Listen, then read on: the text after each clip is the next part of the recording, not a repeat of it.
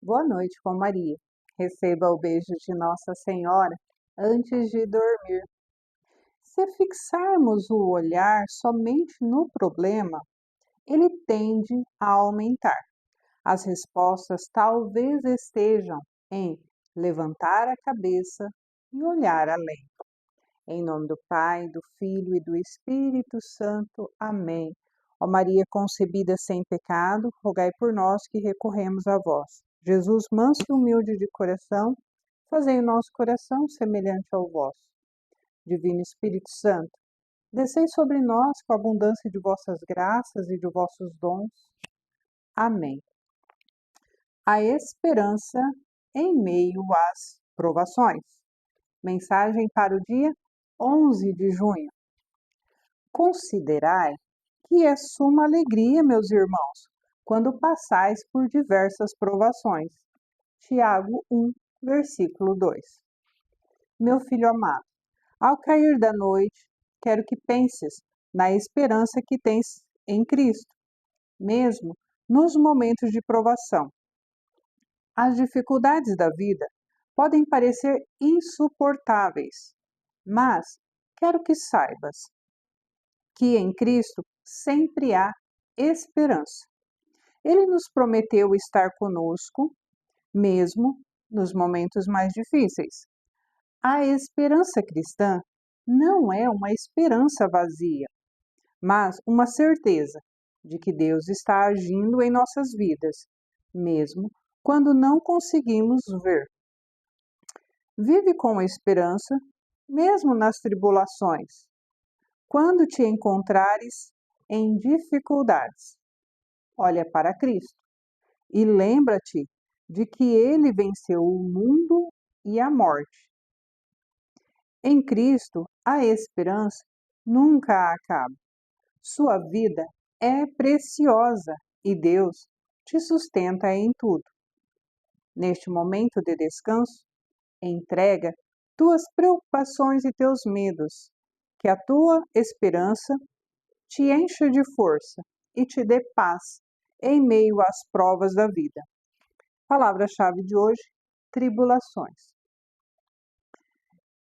Claro que, humanamente falando, nós vamos preferir os bons momentos, as alegrias, Queremos o prazer, aquilo que é bom. Não queremos a dor, não queremos a aprovação, a tribulação, os problemas, os perrengues da vida. É claro que a gente não vai desejar, nós não vamos correr atrás disso. Porém, Deus, sendo rico em misericórdia, Ele permite esses momentos. Para quê? Porque Ele é sádico e gosta de nos ver sofrer? Claro que não. Mar tranquilo nunca fez um bom marinheiro. É em meio às tribulações, é em meio às dificuldades que a gente pensa mais, que a gente busca mais por respostas. Porque se está indo tudo bem, o time que está ganhando não se mexe. Mas a partir do momento que tem uma dificuldade, que tem um problema, que tem uma provação, nós temos que pensar mais. Normalmente nós nos colocamos mais em oração, nós ficamos mais focados para encontrar uma resposta, encontrar uma solução. Claro que, se ficarmos só olhando para o problema, é bem possível que não apareça exatamente ali a resposta. Muitas vezes, nós temos que desanuviar o pensamento, buscar outras fontes para aliviar até mesmo a nossa alma, os nossos pensamentos. Tinha um seriado que eu gostava de assistir, o Dr. House. Era voltado a assuntos de medicina. Os casos mais difíceis da clínica sempre ia para a mão dele. Pessoas que tinham passado por diversos profissionais, diversos médicos, quando chegava lá com ele, acabava encontrando a solução. Ele ouvia todos os relatos, pedia exames, pensava, e quando estava bem difícil, o que ele fazia? Ele saía. Ele saía do hospital, ele saía de frente do quadro onde ele tinha as anotações, ele parava de olhar a prancheta, ele ia fazer qualquer outra coisa, ainda que fosse sentar num chão e jogar uma bolinha de tênis para ela bater na parede e voltar para ele.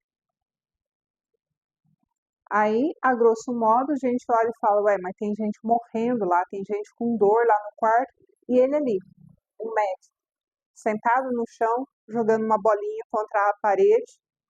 Mas enquanto ele estava ali, enquanto ele conversava com um amigo, com um problema nada a ver, quando ele saía da clínica, a mente se desanuviava, ele parava de focar no problema e dava um ar, um respiro. É como se ele saísse da tensão, do olho do furacão, para então ter uma visão maior, uma visão geral.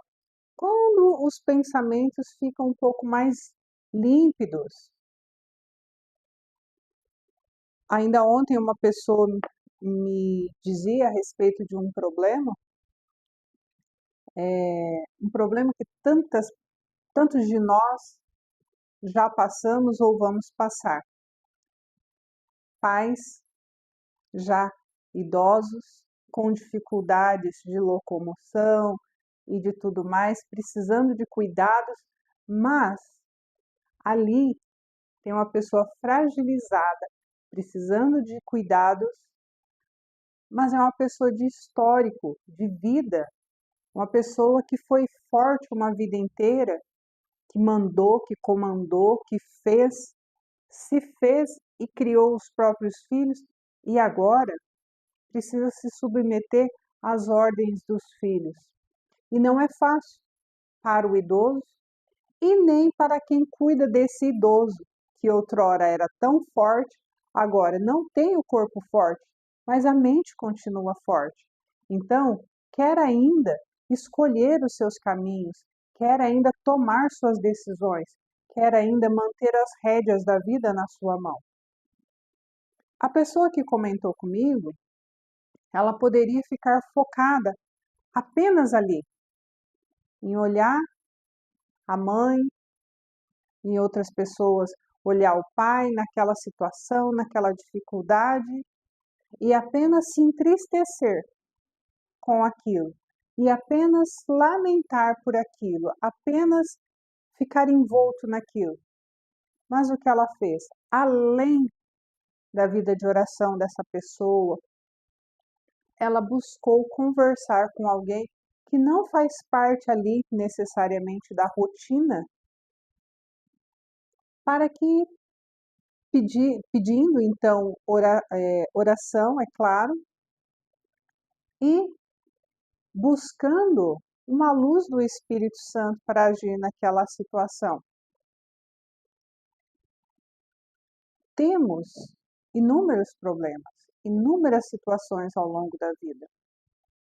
E enquanto a gente está ali, se a gente fica focado, temos a sensação de que estamos sozinhos, de que somos só nós. E aí, quando ela conversa comigo, eu digo, olha, nós estamos passando com algo semelhante com a minha mãe. Eu passei por isso também quando o meu pai já estava no final da vida. E ouvir isso não é que resolve o problema, mas alarga o pensamento do tipo, não é só comigo. Não é uma implicância de Deus comigo. Não é que Deus não está ouvindo as minhas orações. Não é que Deus está pesando apenas o meu fardo. Não. Isso é comum, todo mundo passa ou vai passar, talvez já tenha passado. É uma fase, é um momento da nossa vida. Fácil? Não, não é. Se a gente colocar em palavras, pode parecer muito fácil, muito simples, mas é um momento que nós temos que passar. Os momentos das dificuldades, das tribulações, mas nós somos convidados cristãos que somos, a exercitar uma virtude teologal, que é a esperança. Está no meio da dificuldade, mas temos que ter esperança. E esperança, segundo o dicionário, é uma expectativa confiante. É como se fosse um olhar otimista. Ah, isso vai passar. Só que, numa realidade cristã, um olhar espiritual sobre a situação, buscando então uma virtude teologal, a pessoa precisa desejar e pedir a Deus para fortalecê-lo nessa virtude, que é confiar nas promessas de Deus. Deste Deus que nos sonhou, nos ama, nos fez e quer o melhor para nós. Quando nós tiramos o olhar do problema, por um instante que seja, e olhamos para Deus, assim como o House que batia a bolinha e batia na parede e voltava para ele, nós cristãos somos convidados a jogar a bolinha para Deus. Ó, esse aqui é o meu problema. E confiando que Deus está ali, Ele volta a bolinha para a gente. Ele volta a situação para nós, nos dando a esperança que a gente precisa, a confiança que nós devemos ter nele. Ele mesmo nos dá como dom, como graça. Então, quando a gente coloca em oração, fala: Senhor, neste momento eu estou atribulada, eu estou com um problema, eu não sei o que fazer, eu estou me desesperando, eu estou fraquejando aqui nessa virtude. Me dê, Senhor, a graça de viver na esperança, de confiar nos seus planos, de confiar nas suas promessas. As virtudes teologais são 3: fé, esperança e caridade. Elas estão juntas, elas estão interligadas. O plano de Deus, ele é tão muito bem elaborado que uma coisa sempre está conectada com a outra. E veja, no meio da tribulação, do problema, se nós não trabalharmos esse sentido de ter esperança, de continuar firme na fé, e a caridade, que é o amor a Deus, que se repercute no amor aos irmãos por amar a Deus, se nós não trabalharmos isso num espírito de oração, pedindo ao Espírito Santo que nos capacite, que nos oriente, que nos direcione, assim como essa minha amiga fez e faz, ela busca em Deus essa resposta, não apenas olha para a família e chora, não apenas olha para a família e se desespera, não, ela vai e busca Deus, a fonte da fé, da esperança e da caridade. Porque o próprio Deus que nos ama e quer ser amado, quando nós pedimos, Ele nos dá o mesmo amor que Ele quer ser amado. Isso é lindo demais. O mesmo Deus que quer que nós tenhamos fé e que nós acreditemos e nós esperemos nas promessas dele, ele pode também nos dar essa fé e nos dar essa esperança.